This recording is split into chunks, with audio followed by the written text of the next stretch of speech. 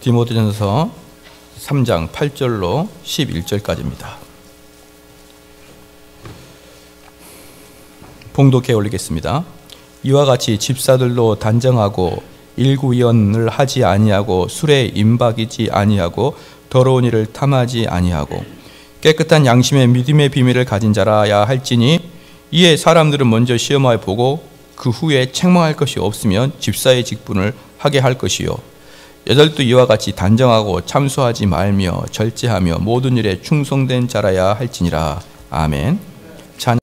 오늘은 직분자의 자격이라는 제목으로 하나님 말씀 전하겠습니다. 교회는 어느 생명체랑 똑같이 출생기가 있고 성장기가 있고 그 다음에 정년기가 있고 쇠퇴기가 있겠죠. 어떤 교회든지 그건 다 동일합니다. 그게 또 생명이 있다는 증거이기도 하고요. 우리 삼성제일교회는 독특한 구조를 가지고 있습니다. 나이는 오래된 것 같은데 또 새로 시작하는 것이고 새로 시작하는 것 같은데 나이는 있고 그렇습니다.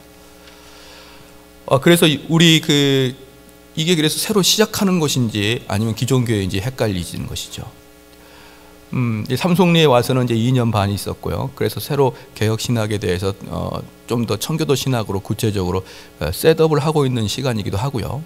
또 기존에 쭉 해왔던 일도 있습니다. 그래서 모든 게 시작할 때는 열정적이고 그 다음에 진리를 찾아 애쓰는 마음이 있고 어느 정도 성장하게 되면 그것을 보존하고 그걸 전파하고자 하는 마음이 생기고 어느 정도 지나면 그게 정체 상태로 들어가기 시작하죠.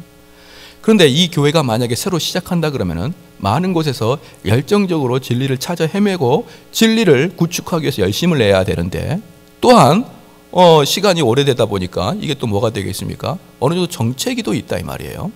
이게 같이 섞여 있는 게 지금 현재 삼성제일교회의 모습이라고 할 수가 있습니다.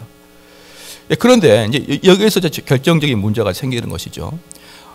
새로 들어오신 분들은 뭔가 열정적인 것이고 그런데 이분들을 이끌 분들이 이제 오랫동안 다녔던 분들인데 그런데 문제는 뭐냐면 이 오랫동안 다녔던 분들이 이제 정체기에 들어선다 그러면 이 교회는 참으로 어려워지기 시작하는 것이죠. 한 번에 시작할 때 전부 다 열정을 가지고 시작하든지 아니면 같이 나이를 들어서 완숙한 단계로 들어가야 되는데 이것은 인도자와 따라가는 자들이 이 상황 자체가 다른 것입니다. 그래서 사실 이 목회를 할 때 가장 두려운 것 중에 하나가 뭐냐면 정체기 이후의 상태, 즉 무관심의 상태가 사실은 목회할 때 가장 두려운 것입니다. 이 무관심의 상태는요 대체적으로 교회가 시작할 때는 잘 나타나지 아니하지만 교회가 정체기에 들어설 때는 무관심이 나타나기 시작합니다. 그래서 이러한 것들이 목회 현장에 딱 드러나게 되면은 우리 인간 몸속에 암이 들어온 것보다 교회가 무너지기에 더 쉽다 이 말입니다. 암이 들어오는 것만큼이나 가장 교회가 무서운 게 바로 무관심이라 이 말입니다. 사실상 인생은 단 한 번밖에 없는 인생이겠죠. 여러분도 그렇고 저도 그렇고 단 한 번밖에 없는 인생을 살아가는데 목회자로서 이 인생을 한 번밖에 없는 인생을 살아갈 때 가장 두려운 게 뭐냐 그러면 제가 목회하는 이 현장에서 하나님의 영광과 성령의 임재를 경험하지 못하고 목회를 끝내버릴 수 있지 않을까라는 두려움이 항상 목회자에게는 있습니다. 그러니까 더 나아가서 제가 하나님께서 저에게 맡겨주신 여러분들을 하나님의 임재를 경험하지 못하게 하고 그냥 이걸로 끝내버릴까? 이것은 저나 여러분에게 동일하게 상당히 두려운 일이라 이 말이죠. 어차피 한 번밖에 없는 인생이고 우리가 이제 하나님 앞에 가서 심판받을 것인데 이 땅에서의 그런 하나님의 영광을 경험하지 못하고 간다는 게 얼마나 두려운 일이고 얼마나 인생을 허비한 일이겠습니까? 그런데 문제는 뭐냐면 그런 식으로 하나님의 영광을 맛보는 사람들이 과연 많냐? 그렇지는 않은 것이에요. 이 목회 현장에서 하나님의 역사와 하나님의 영감을 경험하는 목사들이 많느냐? 적다 이 말입니다. 만약에 많다 그러면 이미 한국교회는 또다시 부흥의 대열에 이끌어가겠죠. 막 교회에서 하나님의 임재가 있고 영광이 있는 교회라 그러면은 한국교회가 다시 불일 듯 일어나겠죠.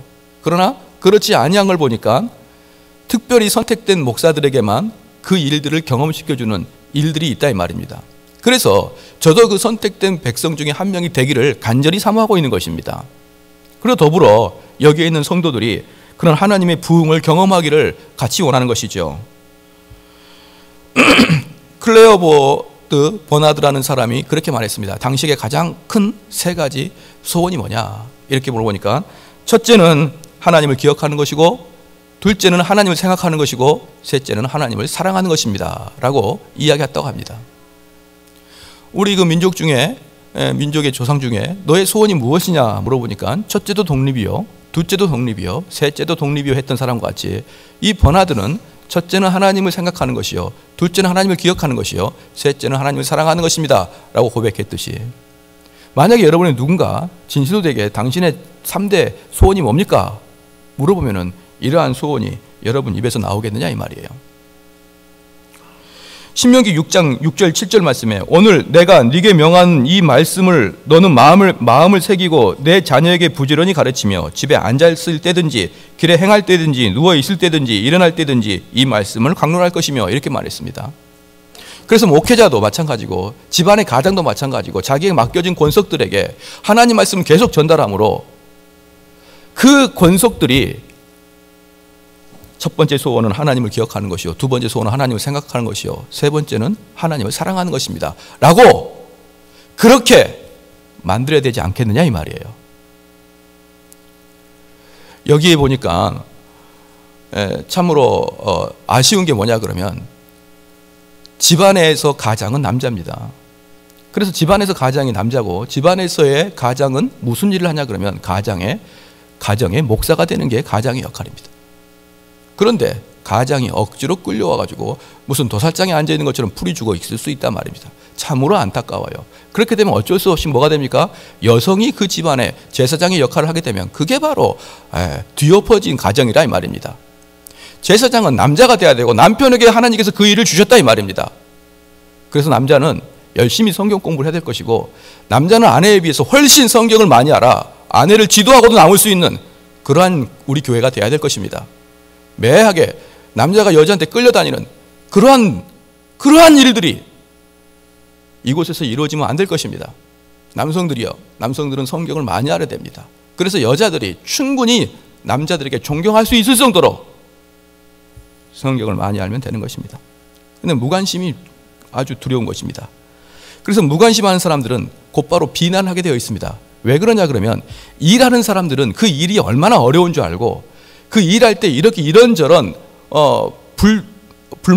이런저런 만족스럽지 못한 결과들이 나타나는 것에 대해서 일을 해본 사람들은 충분히 이해할 수 있습니다. 그런데 무관심한 사람들은 항상 한 발자국 뒤에 떨어져서 보기 때문에 일을 하지 아니하고 무엇이 잘못됐는지를 아주 놀랍게 알 수가 있다는 것이죠.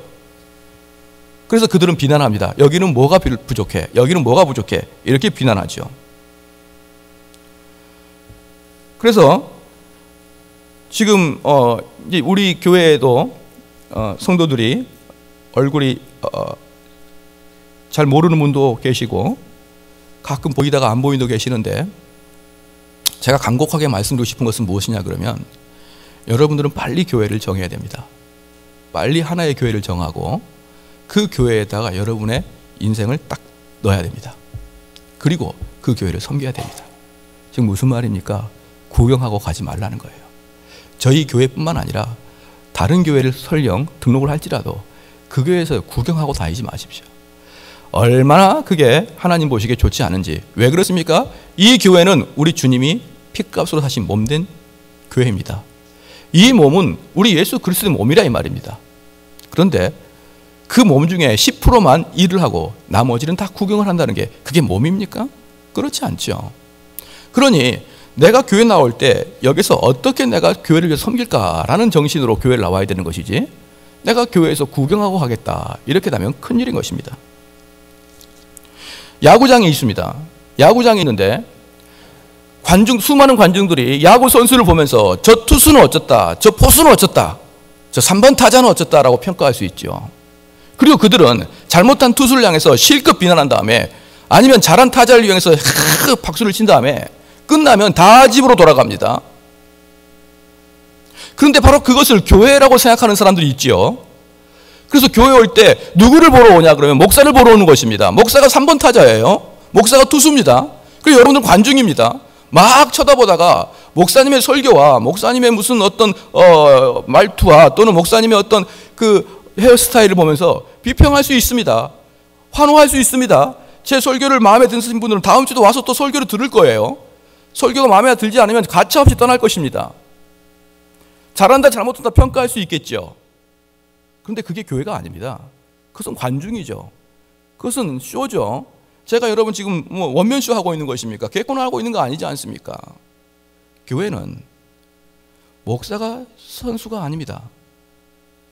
바로 여러분이 선수예요. 그리고 목사는 감독입니다. 뛰는 게 목사가 뛰는 게 아니고 성도가 뛰는 것이에요. 이 개념이 아무것도 아닌 것 같지만 이 개념이 지금 현재 한국교회에 있으므로 한국교회가 완전히 병들어 있는 것입니다. 이게 사실은 코페르니쿠스의 가치 개념 전환, 이게 아무것도 아닌 것 같지만 요 조그만 것만 개념을 바꿔도요, 지금 현재 한국교회가 얼마나 병들어 있는지 금세 알 수 있을 거예요. 사람들은 다 팔짱을 끼고 그래 교회 사역자가 얼마나 잘하는지 보자 그러지만 교회의 사역자는 전반적으로 코치이며 감독인 것입니다. 사역자가 직접 뛰는 게 아니죠. 직접 뛰는 것은 선수인 여러분이 뛰는 것입니다. 여러분이 뛸 수 있도록 제공을 해주는 게 감독인 것이죠. 그래서 케이르 케고르는 이렇게 말했습니다. 사람들은 설교자가 배우이며 그들이 와서 그들을 비판하는 자라고 생각한다. 즉 설교자는 배우이고 성도들은 그들에서 와서 비판하는 자라고 생각한다는 거예요. 그러나 보편적으로 알지 못하는 것은 바로 여러분이 배우이며 설교자는 잃어버린 대사를 기억나게 해주는 무대 뒤에 프롬프터라고 말하고 있습니다. 즉 무대 뒤에서 그 배우가 그 대사를 잃어버리면 무슨 말을 할 것인가를 가르쳐주는 그런 자 말입니다. 실질적인 배우는 성도라는 것이죠. 사랑하는 성도 여러분, 이 교회에 일할 사람들은 바로 여러분이지 제가 아닙니다. 그것을 믿으시기를 바랍니다. 그래서 이들은 목회자에게 무관심하고 목회자를 비평하는 것을 서슴지 않고 비평합니다.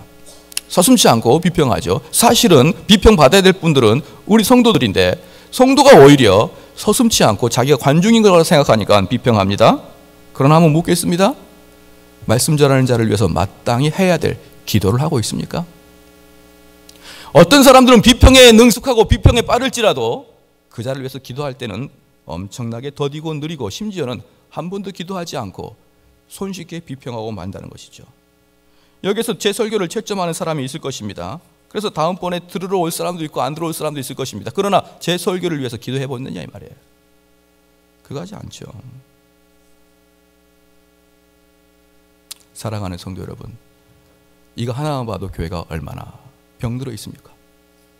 이 교회는 주님이 몸된 몸이고 몸된 교회이고 유기체입니다. 서로 돌아가야 되는 것입니다. 그런데 우리 성도는 전부 다 큰 수레에 타 있고 목사하고 몇 명이 앞에서 끌고 뒤에서 끌면 그게 교회가 되겠습니까? 그래서 앉아있는 사람이 이쪽으로 가시오 저쪽으로 가시오 소리치면서 이쪽은 잘못했습니다 저쪽으로 가십시오 라고 그냥 선장이라는 사람이 수없이 많아서 불평불만으로 이건 아니다 저건 아니다 그러는 사람들이요, 당신이 수레를 끌어 봤습니까? 수레를 끌고 그렇게 이야기하는 겁니까?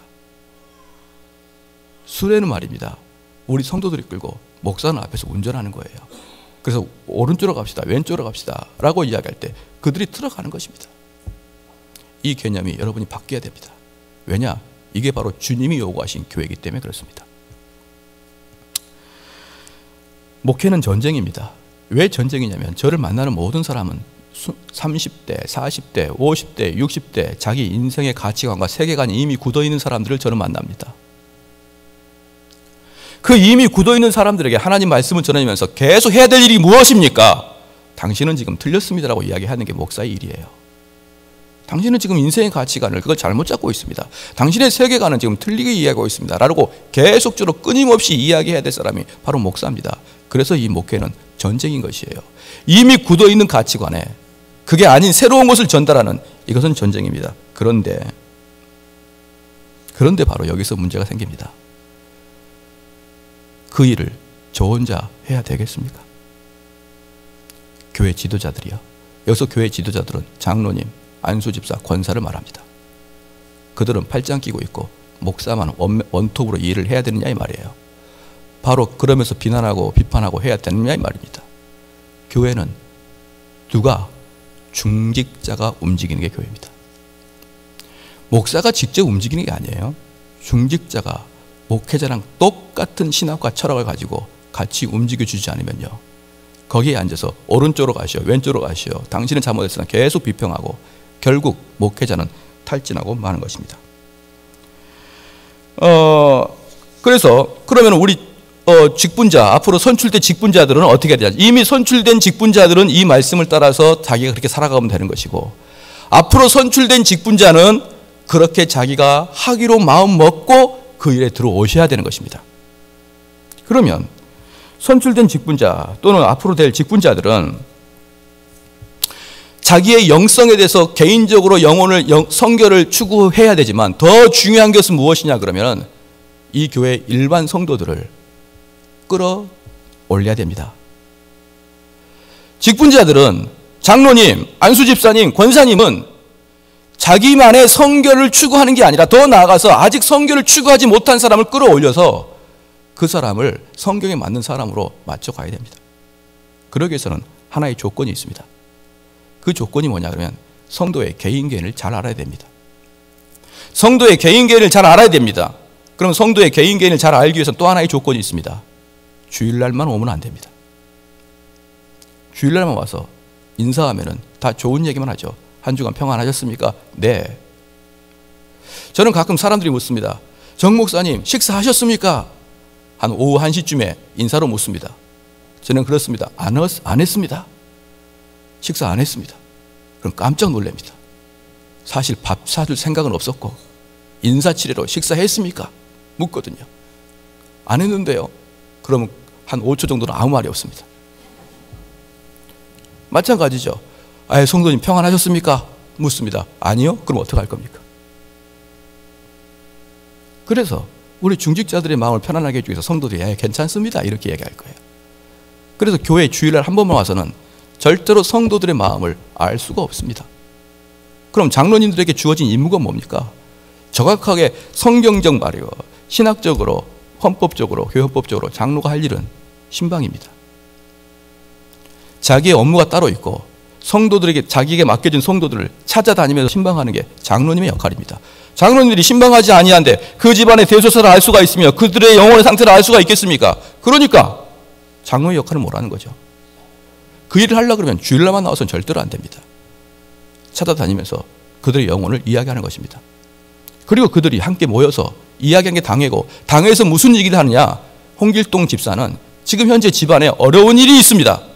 그 이야기를 나누는 게 당회의 모임입니다. 그런데 신방하지 아니하니까 무슨 얘기합니까? 행정적인 일 외에는 이야기가 안 됩니다. 사랑하는 성도 여러분, 장로님들, 앞으로 장로님들이 하는 일들은 무엇입니까? 신방입니다. 그래서 저희들은 차차차차 이것을 바꿔나갈 것입니다. 교구를 만들 것이고 교구 한 명당 장로님 한 분씩을 들어가실 거예요. 그리고 그 교구의 사람들을 관리하고 감독하고 그들에게 조언하고 그들에게 권면하는 사람들은 장로님이 되어야 될 것입니다. 왜입니까? 그게 성경에서 말하고 있는 것이기 때문에 그렇습니다. 이 일을 위해서는 장로님들이 배로 노력을 해야 될 것입니다. 이 일을 못하겠다라고 말할 때는 그러면 안 하면 되는 것입니다. 너무 힘듭니다. 나한테는 너무 힘듭니다. 안 하면 되는 것입니다. 그러나 교회 지도자들 중에 장로님은 이 일을 해야 하셔야 되는 것입니다. 믿으시기를 주의 이름으로 축원합니다. 왜 그렇게 아멘이 하나님의 은혜로운 말씀 속에서 아멘 이렇게 나오는지 모르겠습니다. 장로님과 안수집사님과 권사님은 계급이 아닙니다. 교회를 섬기는 분이죠. 누군들 자기 직장 바쁘는데 또 시간을 내서 교회 성도들의 상태를 살피는 그러한 이중적인 일을 하고 싶습니까? 그러니까 장로님은 대단히 힘든 거예요. 섬기는 것이고 이 교회의 어른인 것이죠. 누가 문제가 있는 걸 다 아는. 그래서 장로님들 실질적으로 다스리는 장로라 그러고 목사를 말씀을 가르치는 장로라고 하는 것이죠. 왜 어떻게 다스립니까? 그들의 영적 상태를 살펴봄으로 다스리는 것입니다. 그러므로 우리 성도, 우리 장로님들은 그 사람들을 끌어내기 위해서 자기의 시간을 투자하고 자기의 기도를 투자하고 자기의 정성을 투자해서 성도를 살피는 것입니다. 바로 그게 장로님의 직분입니다.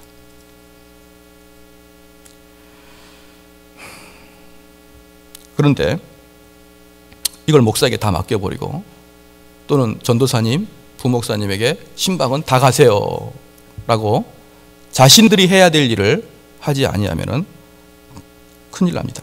베드로서 1장 12절 15절에 이러므로 너희가 이것을 알고 미리 있는 진리에 섰으나 내가 항상 너희로 생각하게 하려 하노라. 내가 이 장막에 있을 동안에 너희를 일깨워 생각하게 하면 계속 뭡니까? 베드로가 계속 이야기하는 게 너희를 생각나게 하고 너희를 일깨우고 생각나게 하고 일깨우고 이 일이 누가 하는 것이죠? 장로가 하는 일입니다. 생각나게 하면 옳은 줄로 여기노니 이는 우리 주 예수 그리스도께서 내게 지시하신 것 같이 나도 이 장막을 벗어날 것이 임박한 줄 알미라. 즉 베드로가 죽을 것을 안다 이 말입니다. 내가 죽을 것인데 내가 곧 죽을 것인데 내가 너희들한테 이야기할 것은 뭐냐면 이미 하신 말씀을 성도들로 하여금 생각나게끔 하는 일을 너가 하라 이 말입니다. 내가 힘써 너희로 하여금 나의 떠난 후에라도 필요할 때는 이런 것을 생각나게 하려 하노라. 교회의 몸은 주님입니다. 교회의 주인은 주님입니다. 그리고 그 주님은 우리에게 각자에게 일을 시키셨습니다. 그러면 이 교회가 주님의 몸된 교회라고 생각했을 때 그럼 몸에는 뭐가 있습니까? 뼈가 있지요. 첫 번째 뼈를 한번 보겠습니다. 몸은 먼저 구조를 가져야 되는데 교회는 이 뼈가 전적으로 중요한 것은 불변입니다. 불변하게 교회에 있어야 됩니다. 첫 번째가 하나님을 경외함입니다. 하나님을 경외하는 것입니다. 사랑하는 성도 여러분, 또 한 번의 개념의 전환을 해봅시다.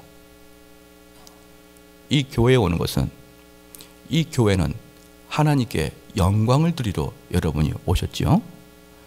영광을 드리러 이번에 오셨는데 이게 말로는 쉽습니다. 근데 실질적으로 영광을 돌리는지 아니 돌리는지 한번 볼까요?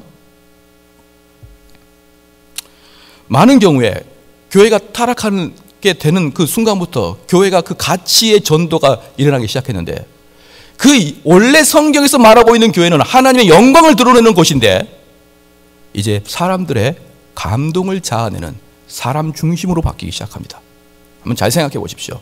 하나님 중심, 하나님께 올려드리는 영광이 아니라 이제 사람에게 사람이 알아야 될 것, 사람 마음속의 감동으로 바뀌기 시작하는 것이죠. 예를 들어 보겠습니다. 남편과 아내가 대단히 사이가 안 좋습니다. 그러면 이놈의 아내들이요 또는 이놈의 남편들이요 라고 이야기하게 되겠죠. 너희들은 왜 남편의 마음을 모르느냐. 남편이 회사 퇴근하고 올 때 맛있는 음식을 준비하고 따뜻한 물을 떠다가 세족식을 해주고 여보 고생했지. 그러면 남편의 마음이 녹습니까 안 녹습니까? 만약에 제가 들어갔는데 우리 아내가 여보 고생했지. 그러면 이 여자가 또 나한테 뭘 요구하려고 그러? 왜 이렇게 또 이렇게 갑자기 친절했냐? 하던 대로 하지. 그런 마음이 불일 듯 일어날 것입니다. 그런데 그렇게 해서 남편의 마음을 사로잡아라.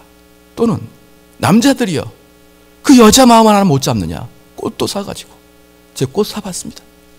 현금으로 들지 왜 꽃을 주냐고 자꾸 그래요. 꽃 줘서 칭찬 들은 적이 없습니다. 꽃 사고 탁 해서 이벤트하고 차문을 열었는데 풍선 나오게 하고 그렇게 해서 아내와 남편 마음을 사로잡으세요. 자, 그런 이야기를 듣고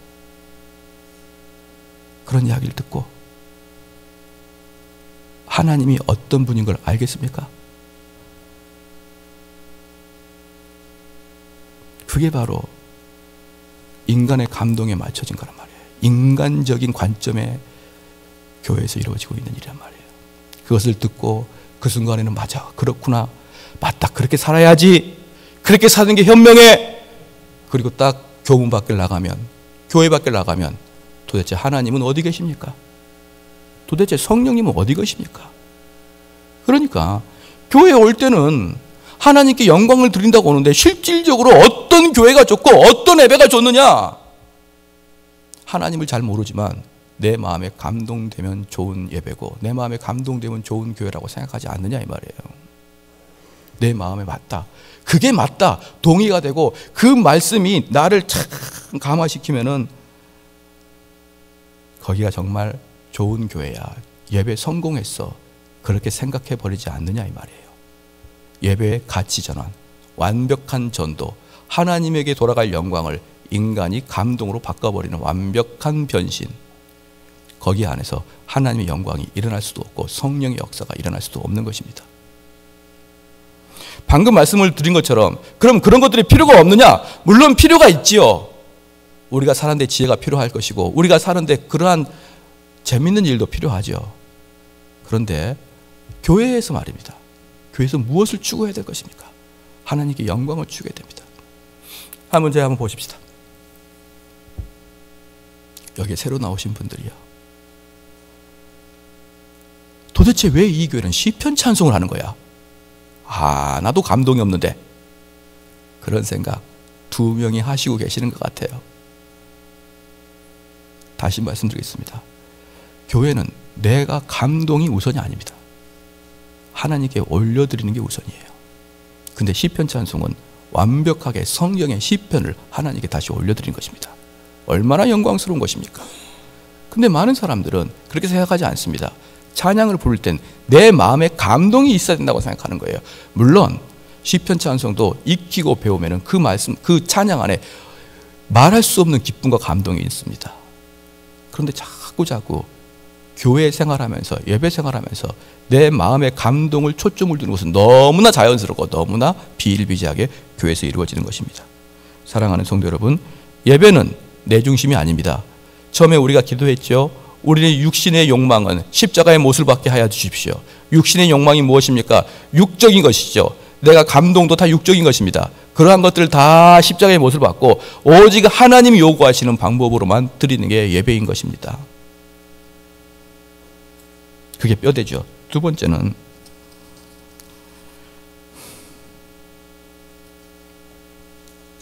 하나님을 위대한 종으로 여기게 하는 그러한 것들이 없어야 됩니다. 즉 무슨 말입니까? 하나님은 우리의 소원을 들어주는 그런 위대한 종 말입니다. 우리가 어려움이 있을 때 하나님 이것 들어주세요. 하나님 저것 들어주실 때 하나님께서는 언제나 팔꿈치를 이렇게 딱 끼고 있으면서 나한테 분부만 하세요. 내가 당신의 소원을 다 들어주겠습니다. 라고 말하는 그런 진이와 같이 말할 수 없는 능력의 종으로 전락시켜서 우리의 소원과 우리의 바람을 성취시켜주는 그런 신으로 전락시키지 않아야 됩니다. 그런 신이 아니고 우리 하나님이 요구하시는 것을 내가 따르고 순종하는 그런 하나님이죠. 첫 번째는 뭡니까? 하나님을 경외해야 됩니다. 이 교회에 오시는 모든 성도들이요, 이곳에 있을 때 여러분은 하나님을 경외하는 자가 되십시오. 내 마음에 감동 같은 건 중요한 게 아닙니다. 감동은 앞에 무엇이 써 있습니까? 감이 써 있습니다. 감은 무엇입니까? 감정이라는 것이죠. 감정은 3일이면 없어집니다. 그래서 내가 감동받는 예배냐, 그거 중요한 거 아닙니다. 내가 하나님께 드려지는 예배냐, 그게 중요한 겁니다. 둘째는 뭡니까? 하나님을 우리 위대한 종으로 만들지 마십시오. 위대한 종이 아니라 내가 목숨 바쳐 따라야 될 그런 분입니다. 하나님께서 내 소원을 들어주는 게 아니라 하나님의 소원을 내가 해야 된다 이 말입니다. 그러한 교회가 되자 이 말입니다. 그 다음에 세 번째 있습니다. 성경을 약화시킵니다. 성경을 약화시키는데 문제는 어떤 누구도 성경은 약하다, 성경을 믿음하지 못하다 이렇게 이야기하지 않냐고. 나는 다 성경을 믿고 성경을 열심히 공부한다고 합니다. 그런데 그렇게 말하면서 성경을 약화시킵니다. 어떻게 시키느냐? 특별히 오순절 계열에서 오신 분들이 많습니다. 오순절 계열 분들은요, 성경을 해석할 때 성경 본문을 앞뒤 문맥적으로 해석학적으로 해석하지 않냐고 자기 느낌에 따라 해석합니다. 그래서 이런 말씀을 많이 하죠. 오늘 나에게 감동 주신 말씀. 그게 자기가 스스로 그렇게 해석하는 것이죠. 그리고 또 하나 좀 더 지나가서 이제 이분들이 가장 위험한 게 뭐냐면 우리 하나님으로부터 직접 말을 듣기 시작합니다. 직접 말을 듣는데 어떤 분이 저한테 이런 얘기를 했습니다. 목사님, 제가 그때 마음속으로 엄청난 필요와 엄청난 두려움과 집안에 어려움이 있을 때, 소망이 없을 때 내가 화장실에 앉아서 화장실에서 면도를 하고 있는데 그때 우리 주님이 화장실로 오셔서 그 손을 내 어깨에 대시고 아들아, 네가 힘드냐? 내가 너와 함께 있겠다. 제가 그랬어요. 주님은 노크도 안 하고 들어옵니까? 면도 하고 있어 다행이지. 큰 거 보고 있으면 어떻게 할 뻔했어요. 변비 걸리게. 여러분, 그 예수님 아닙니다. 신이 들어오시면 여러분 죽습니다. 우리 하나님 들어오시면 죽어요. 안 죽어도 바닥에 벌떡 누워서 벌벌 떨게 됩니다. 성경에서 우리 예수님이 신적으로 등장했을 때 베드로는 떠나달라고 그렇게 요구했습니다. 우리 하나님이 임재했을 때 모두들 벌벌벌 떨었습니다. 그런데 우리 그 주님이 왔는데, 주님 힘들어요. 내가 너를 품어줄게. 그렇게 우리 주님을 온 6월에 소녀처럼 만들어버리는 사람들이요, 여러분들은 필히 성경을 왜곡하고 축소시킵니다. 왠지 아십니까? 그분들은 성경 그렇게 안 봐도 하나님 직접 이야기해 주니까 안 봅니다. 사람들은 그렇게 얘기합니다. 성경도 공부하고 그것도 하고. 종교교육 5대 솔라 중에 첫 번째가 솔라 스크립티아, 오직 성경입니다. 오직 성경이라는 말 속에 무엇이 포함되어 있는 줄 아십니까? 그렇고 그런 식으로 제2적인 세컨드적인 계시를 받지 않는다는 게 오직 성경의 뜻이에요. 세컨드적인 그런 계시, 요한계시록에 한 자도 더하고 빼지 말라고 하였습니다. 그런데 하나님께 직접 받는 계시는요, 계속 계시의 연속선상에 있습니다. 그러므로 그분이 갑자기 떠오르는 것이에요. 저번에 이런 분이 있었습니다. 목사님, 저는 전철 타고 가는데요, 직장을 가고 있는 중이었습니다. 전철 타고 가고 있는데 갑자기 머릿속에서 성령님이 강하게 이야기하신 것을 부산으로 가라, 부산으로 가라, 그런 말씀이 떠올라서 직장을 아니 가고 부산으로 갔다는 거예요. 그래서 제가 그랬습니다. 내가 만약에 사장이면 철저히 조야해서 기독교인은 빼겠다. 아니, 일하러 가다가 그 사장님은 한시가 급한데, 아니 머릿속에 성령님이 그것도 한강을 지나가고 있는데, 아니 부산으로 가라고. 그래서 부산으로 갔더니 뭐 했냐 그랬더니 아무것도 없었어요. 왜 갔냐? 성령의 감동을 갔다는 거예요. 사장님은 몰라요. 참으로 망측합니다. 그런 식으로 성경을 접근하는 사람들은요, 어쩔 수 없이 성경을 축소시키고 왜곡할 수밖에 없는 것입니다. 그리고 그게 대단한 믿음이냐 떠들어댑니다. 사랑하는 성도 여러분, 요 세 가지가 교회의 뼈대입니다. 그래서 그들은 성경을 열심히 공부해야 될 것이며 성경을 깊이 연구해야 될 것입니다. 어떤 사람은 그렇게 얘기합니다. 목사님, 저 성경 연구할 만큼 연구했고 배울 만큼 배웠습니다. 아닙니다. 저도 매일 성경 연구하지만 매일 연구할 때마다 새로운 걸 발견하고 저도 놀랍니다. 얼마나 기쁜지요. 이 목사에게 설교 준비 시간이 얼마나 기쁜 줄 아십니까? 왜요? 모르는 것들이 쏟아져 나오니까요. 매일 성경 읽는 사람도 매일 연구한 사람도 모르는 거 투성인데, 한때는 내가 성경을 연구했습니다. 그게 얼마나 교만한 말인지 모릅니다. 성경은 태평양만 같이, 대서양 같이 넓고도 깊습니다. 파도 끝없는 새로운 것들이 나오는 거예요. 사랑하는 성도 여러분, 그런 식의 하나님과 직접 그렇게 하지 말고 하나님 말씀을 계속, 뭡니까? 우리가 하나님 말씀 배울 때 우리가 기도하면은 하나님께서 나에게 무엇을 할지 그 마음이 떠오르긴 떠올라요. 그런데 그것과는 틀립니다. 무엇이요? 부산으로 가라, 대구로 가라. 또다시 화장실 나타나셔서 아들아, 내가 너와 함께 하겠다. 이건요, 가치 중립적인 게 아니라 성경을 약화시키는 첫 번째 단계입니다. 여러분, 이것을 믿으셔야 되는 거예요. 바로 이러한 것들이 성도들 사이에 번져 있을 때, 이러한 내용들이 성도들 사이에 번져 있을 때 장로님, 안수집사님, 권사님은 그들을 찾아가서 그게 아닙니다라고 이야기해 줘야 됩니다. 그게 바로 직분자예요. 왜냐 그러면 성도들은 궁금증과 목사님에게 동의할 수 없는 것을 직접 목사에게 와서 질문하지 못합니다. 그렇게 질문할 정도 되면 상당히 가심이 강한 사람이고, 보편적인 사람들은 이걸 가지고 목사님께 질문을 못합니다. 예의도 있고 시간도 없고.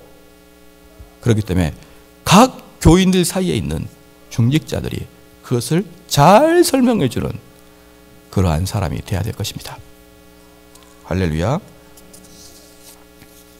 말씀이 얼마나 중요합니까? 베드로전서 1장 23절에 너희가 거듭난 것이 썩어질 씨로 된 것이 아니요 썩지 아니할 씨로 된 것이니 하나님이 살아있고 항상 있는 말씀으로 되었느니라. 하나님 말씀은 우리를 거듭나게 합니다. 에베소서 5장 26절에 이는 곧 물로 씻어 말씀으로 깨끗게 하사 거룩하게 하시고 말씀은 우리를 깨끗게 하시고 거룩하게 합니다. 야고보서 1장 18절 말씀에 그가 그 조물주 중에 우리로 한 첫 열매가 되게 하시려고 자기의 뜻을 좇아 진리의 말씀으로 우리를 낳으셨다. 진리의 말씀으로 우리를 거듭나게 하셨다. 이게 하나님 말씀이에요.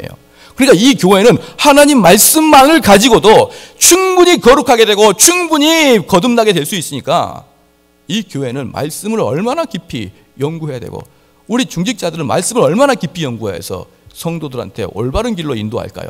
바로 그 길을 하시기를 주의 이름으로 축원합니다. 중직자는요, 직분자는 계급이 아닙니다. 바로 말씀을 깊이 알고 시간을 투자해서 성도들을 이끌어내는 것이 바로 중직자의 일인 것이죠. 그러면 이제 직분자가 해야 될 일을 잠깐 말씀을 드리고 마치겠습니다. 첫 번째, 목사는 무슨 일을 하느냐? 목사는 말입니다. 여기 있는 정대원 목사는 완벽하게 정확하게 하고 있습니다. 즉 무슨 말이냐?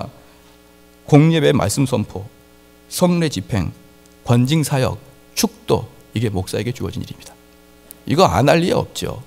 즉 목사는 예배 인도가 목사의 가장 중요한 임무입니다. 그 일을 잘할 수 있도록 말씀의 깊이를 가지고 있어야 될 것이며 성도들 사이에서 배나 존경받는 자가 되어야 될 것이죠. 그게 바로 목사의 직무입니다. 그래서 목사는 그냥 지나가겠습니다. 그럼 여자 목사를 어떻게 생각하냐면, 여자 목사님을 어떻게 생각할까요? 고린도전서 14장을 한번 펴보십시다.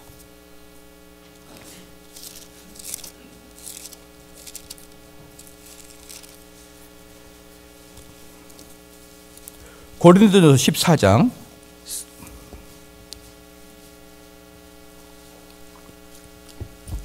34절 35절 다 같이 한번 읽겠습니다. 시작.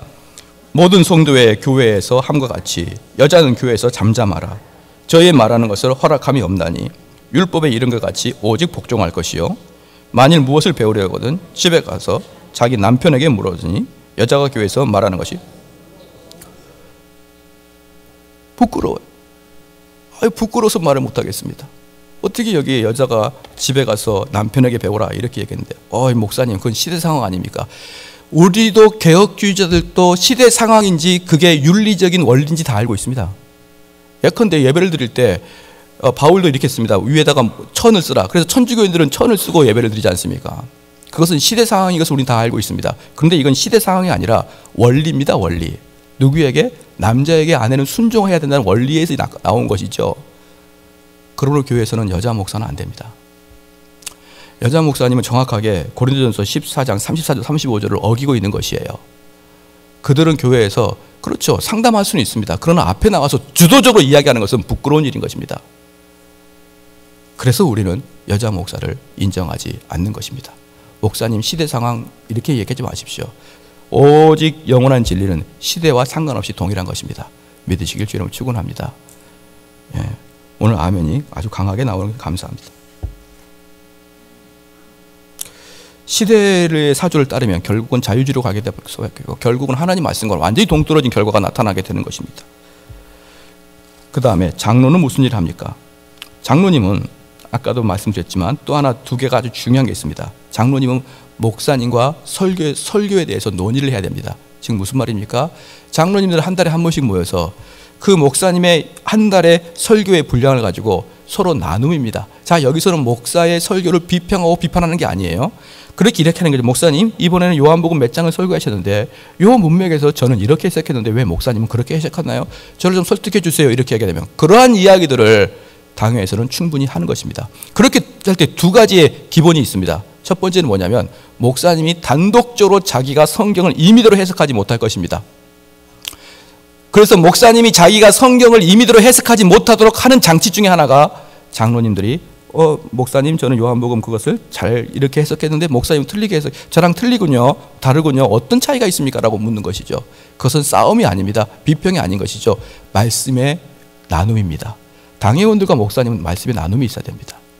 두 번째, 그거 하려면 우리 장로님들이 얼마나 신학적인 소견이 있어야 되겠습니까? 신학적, 성경적 소견이 있어야만 그게 맞습니다.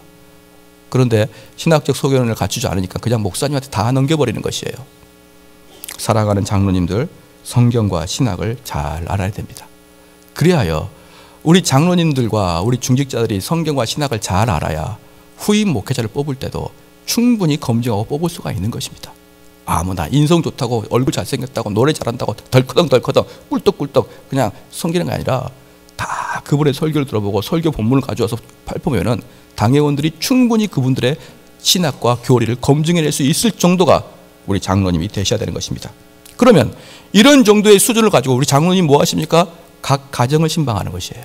자기에 맡겨진 사람들, 자기에 맡겨진 교구들을 찾아다니면서 각 가정의 사람들이 올바로 하나님 말씀을 지금 지키고 있는지를 살펴보고 거기 가서 얼마든지 설득을 하고 그들에게 얼마든지 이야기하는데, 놀랍게도 담임 목사랑은 나는 좀 의견이 틀린데 이렇게 나오면 안 된다 이 말입니다.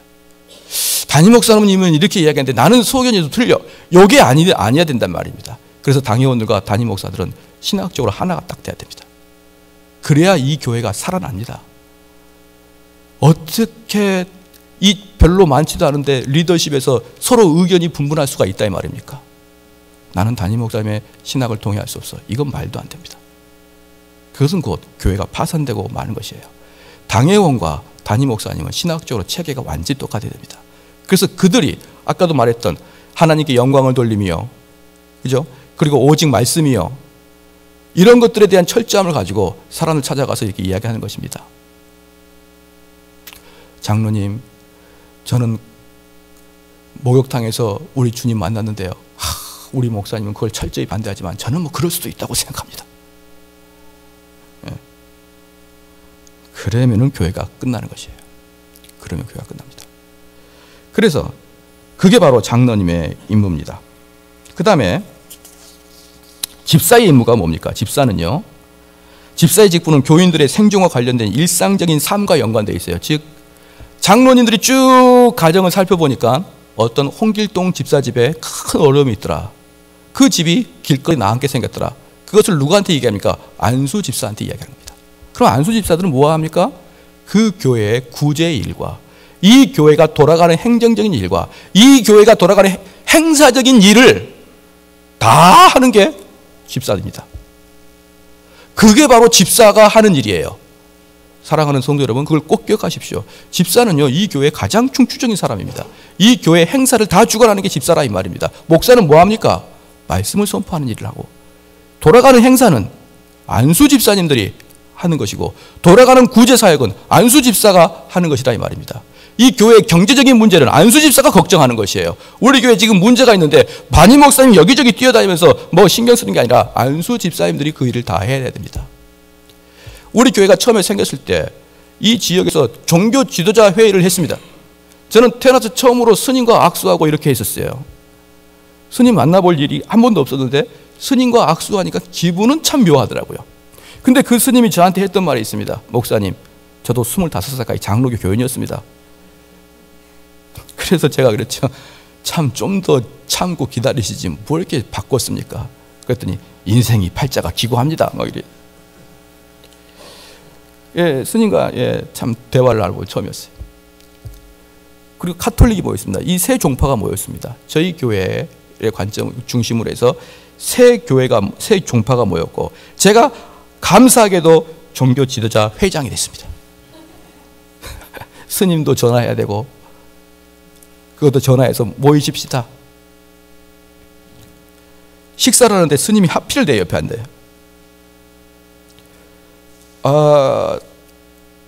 그런 가정에서 한 번도 경험하지 못했기 때문에 대단히 부담스럽거든요. 다른 종교, 특별히 신부님은 좀 덜 그런데 쫙 머리 하나도 없으신 분이 딱 옆에 앉으시니까 상당히 부담스러웠습니다. 근데 그분이 자기가 먹던 젓가락으로 고기를 딱 떠서 나를 딱 주면서 저는 고기 안 먹습니다. 근데 회는 드시더라고요. 그걸 좀 이해를 못하겠습니다. 그런데 제가 그때 그 모임에서 느꼈던 게 뭐냐면 개신교 목사만 나와요. 개신교 목사.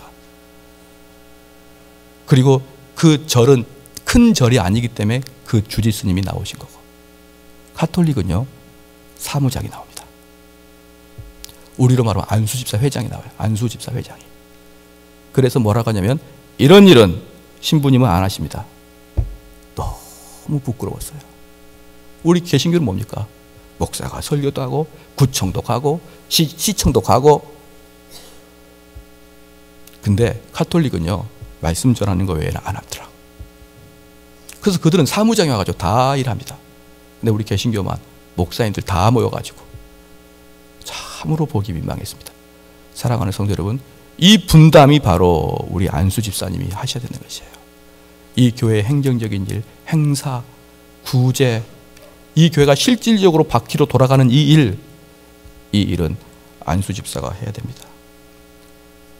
그러면은 권사는 무슨 일을 하느냐?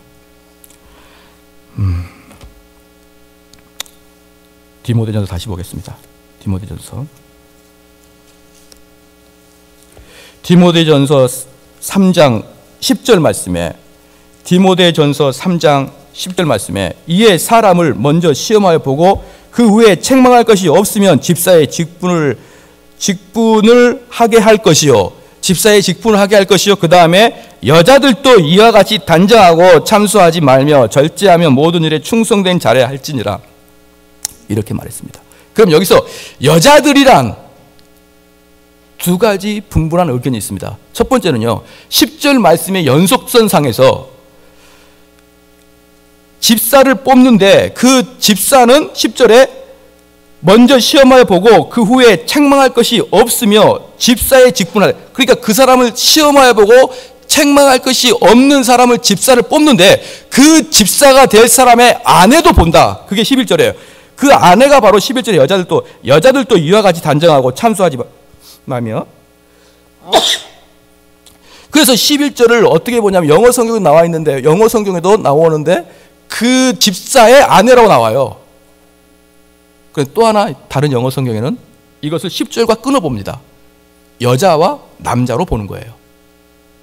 그런데 존 칼빈은 이것을 11절에 여자들도 여기서 그 집사의 와이프라고 존 칼빈은 이야기합니다. 그래서 그 다음부터 장로교적 전통 개혁주의에서는 여자 안수 집사를 뽑지 않습니다. 그런데 헬라어 원문을 봤더니 헬라어 원문은 그냥 여자로만 나와 있어요. 그러니까 그 헬라어 원문의 문법상 요건으로 그게 앞에 남자의 아내의 여자인지 그냥 여자를 이야기하는지 구분할 수가 없습니다. 그래서 1996년 네덜란드 개혁교회에서는 여자를 안수집사로 뽑기 시작했어요. 이 말씀을 근거로. 그런데 우리 한국교회는 그렇게 하지 않죠. 바로 이 부분이 권사가 해야 될 일입니다. 그러니까 권사는요, 정확하게 말해서 우리 한국만 있는 전통적인 그런 직분인데 여자 안수 집사급 이렇게 보면 되는 것이에요. 그럼 그들이 해야 될 일이 무엇입니까? 그렇습니다. 그들도 여전히 이 교회가 돌아가는 일에 대해서 실제적인 행정과 재정의 문제를 관리를 하고 감당하고 그들을 쳐다보는 것입니다. 그래서 집사를 디컨트라고 하죠. 디컨이라고 하죠. 디컨. 근데 집사를 디컨이라고 그럽니다. 그런데 우리나라 권사 제도가 우리나라만 있기 때문에 우리나라 권사를 영어로 다른 사람한테 소개할 때는 시니어 디커니즈라고 합니다. 즉 나이 많이 먹은 여자 집사 이렇게 이야기하는 거예요. 그러니까 외국 사람이 우리나라 권사를 볼 때는 안수 집사급으로 보는 것입니다. 사랑하는 성도 여러분, 이 일을 해야 됩니다. 마지막에 보겠습니다. 12절에 같이 한번 읽을게요. 시작. 집사들은 한 아내의 남편이 되어 자녀와 자기 집을 다 다스리는. 안수 집사, 권사가 되실 분들은 모든 가족이 우리 교회로 와야 됩니다. 그렇게 하지 않으면 안 됩니다. 안수 집사가 되고 권사가 되실 분들이요, 자기 자녀 다 데리고 오십시오. 그렇게 해야만 여러분은 다스리는 자가 될 수 있습니다. 그러지 아니하고 권사로 안수 집사로 생각하지 마십시오. 이 모든 것들이 바로 여러분들이 이 교회가 하나님께서 요구하시는 그런 직분자의 모습이고, 내가 이런 직분자가 되면 그때부터 교회를 위해서 내가 무엇을 헌신할까를 골똘히 생각하는 직분자지.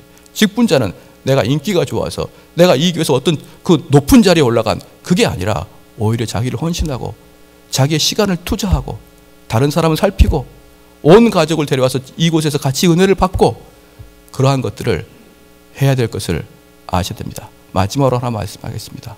항존직을 이야기하겠습니다. 항존직은요, 종신직이 아닙니다. 항존직은 종신직이 아닙니다. 항존직은요, 초대교회 때부터 지금까지 항상 있는 직분이다. 그래서 항존직이에요. 초대교회 때도 지금까지 항상 있었던 직분이기 때문에 항존직입니다. 그건 종신직이 아니에요. 지금 무슨 말입니까? 안수 집사하다가 힘들어서 못하겠습니다. 그만둘 수 있다 이 말입니다. 그만큼 안수 집사가 어렵다 이 말입니다. 그만큼 권사의 직분이 어려운 것이에요. 그래서 하다가 나는 이제 3년만 하고 말게요. 보통 이럽니다. 이렇게 생각하면 되는 거죠. 청년부 회장과 똑같습니다. 받는 거 없이 맨날 고생만 하는 것이죠.